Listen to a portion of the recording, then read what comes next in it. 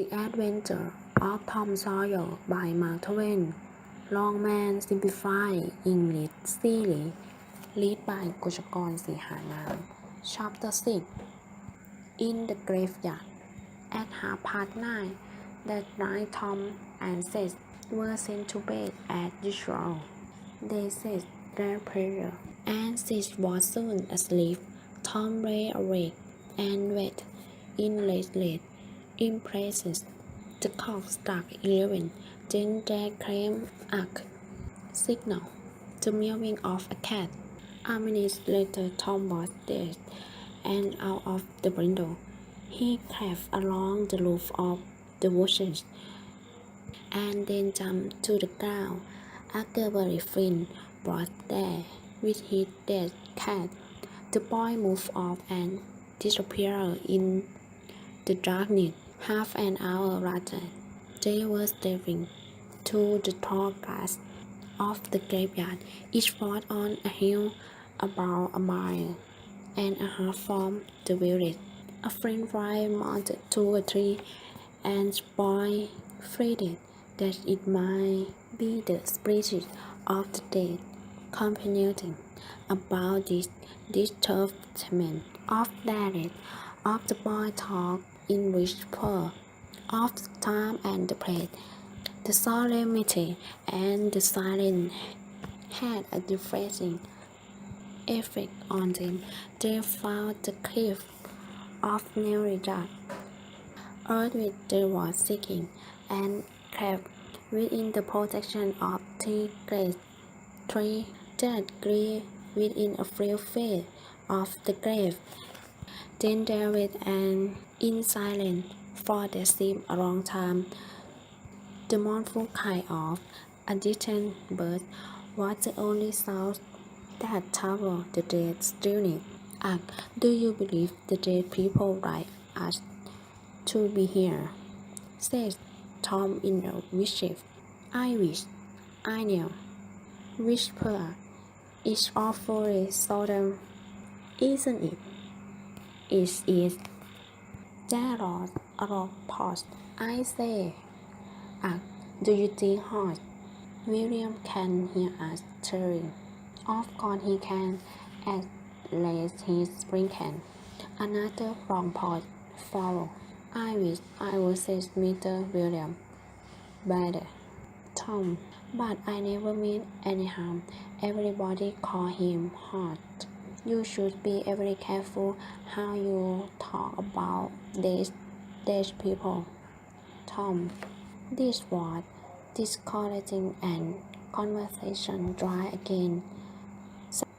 Suddenly, Tom said, asked arm and exclaimed, what is it? Tom.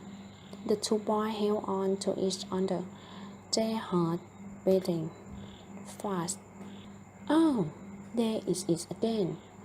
Did not you hear it? Oh, Tom, they are coming. They are coming. What will we do? I don't know. Do you think they will see us? Oh, Tom, they can see in the dark, just like cats. I wish I had not come. They boy beat their heads together and together bled. A dull sound of voice floated up from the far end of the graveyard. Look there, whispered Tom. What is it? This is evil. Fine. Oh, Tom, this is awful. Some red figure approaches through the gloom, swinging an old-fashioned lamp. Is the widow. I'm sure 3 of them. Tom, we will never get away alive. Can you pray? I will try, but don't be afraid. They are not going to us. What is it? They are human beings. One of them is curtain. That's on Potter's wife. No, it isn't. Is it? I know it. Don't stir. He isn't sharp enough to notice us. Done as usual. I expect. All right, I will keep still. Here they come again. I say, ugh. I know another of them is Redskin Joe. That's so. That murdering half-breed. I would rather have Daryl. What do they want? The three men reached the grave and stood within a few feet of the boy's hiding place. Here is it, said the third voice, and the wonder of it held the lamp up and revealed the face of young daughter Robinson. Porter and Redskin Joe has a handcart from which they look, a blanket, a loaf and two spikes. Then they began to open the grave. Hurry, man, said the doctor in the hallway.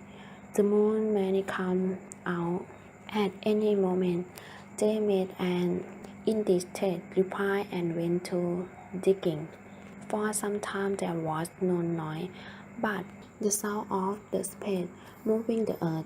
Finally, a spade struck the offering, and within another minute or two the man had rifled it out. They broke off the leg with their spade, got out the body and dumped it lovely on the ground. The moon sailed off from behind the cow and lifted up the striking freight. The handcart was got ready and the body was placed on it, over with the bucket, and brown in this plate with the loaf. Porter looked out a knife, cut the edge of the loaf, and then said, now the curses sting really sour, and you will hand out another $5, or here is stay. That's the way to talk, said Redskin Joe. What does it mean? Asked the daughter. You demand it. Your pay in advance, and I have paid you. Yes, and you have done more than that, said Redskin Joe, approaching the daughter. 5 years ago, you drive me around from your father's chicken run. Knife, when I came you asked for a bit of bread, and you called me a scoundrel when I swore that I would make you suffer for that, even if it took me 100 years. Your father had me put in prison as a vagabond. Did you think that I, with negative but in me, would forget such touchment? And now I have got you, and you must pray for it. He was turning the daughter with his feet in his face. By this time, the daughter stuck out suddenly and knocked the feeling down. Porter dropped his knife and exclaimed, here, don't strike my parents. The next moment, Porter and the daughter were fighting furiously. Redskin Joe sprang to his feet, his eyes flaming with fury, snatched up Porter's neck, and went creeping past right about the struggling man, seeking for an opportunity. Suddenly the daughter drew himself free, seized the heavy headboard of William, gave and stunned Porter with it. At the same instant, the half-breed saw his chain and dropped the knife up to the handle in the young man's breast. He scattered and fell body upon Porter, flooring him with his board. At the same moment, the cool over up the dreadful spectacle, and the two terrible boys seized the opportunity to creep away in the darkness. When the moon came out again, Red Skin Joe was standing over the two men, regarding them thoughtfully. The daughter, murdered or something, gave a long laugh or two, and was still. The heartbeat muttered, "That account is settled. Curse you." Then he robbed the body. After doing so, he put the fatal knife in Porter's right hand and sat down on the broken coffin. 3, 4, 5 minutes passed, and then Porter began to stir and moan. His hand closed upon the knife. He raised it, glanced at it, and let it fall with a shiver. Then he sat up, pushing the body from him, and gazed at it and around him confusedly. His eyes met Red Skin Joe. "Good heaven, what is it, Joe?" he said. "It's a snatchy bonnet," replied Red Skin Joe without moving. "What did you do it for?" I didn't do it, Porter. Trembled and went white. I thought I wasn't drunk. I should not have touched any drink tonight, but it is in my head, yes. I can't remember anything about this. Tommy, Joe, truthfully, now, own flavor. Did I do it, Joe? Upon my soul and honor, I swear that I never meant to. Joe, tell me how it happened. Joe, oh, it is awful. And he was just a fine young daughter. Why, you two were starting, and he hit you with the handboard and knocked you down. Then you got up, snatched the knife and struck it into him just as he hit you again, and you have been lying here till now. Oh, I did not know what I was doing. It was all on account of the drink and excitement. I'm sure I never used a weapon in my life before.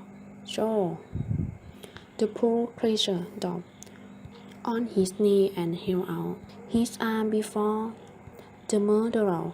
Joe, don't tell. Say that you won't tell. Joe, that is a good feel. I have always liked you, Joe, and defended you, too. You won't tell, will you, Joe? No. You have always been good to me, Potter, and I will keep my mouth shut. Oh, Joe, you are an angel. I will praise you for this. Till my dying day, he began to cry. Come, now that's enough of that, said Red Skin Joe. You go that way and I will go this. Move now, and don't leave any tag behind you. Potter hurried away, and the half-breed stood looking after him. If he is as much stunned with the blow and as stupid with the ring as he seemed to be, Red Skin Joe middle. He won't think of the night till he is gone so far that he will be afraid to come back for it.